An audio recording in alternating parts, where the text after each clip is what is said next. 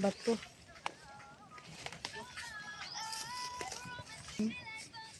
Kurba kay mga yun sa niya, oh. So, unang panahon sa mga Hapon. Manulod mi dire mga ka-FB friends.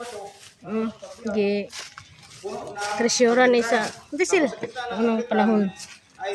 Tisil. May mga lapida. Oo. Na kahoy, may nakasulat na kanji. Pagdating ng 45, Istorya na ang banana. Oh. may malaking Tisil. likod ng pawikan. Pagdating ng 56, pulurin na. Nang Pagdating na hanggang 60, may malaking kahoy. At saka bao at hantakan. Pag baba hanggang 90, daming mga istruktura doon.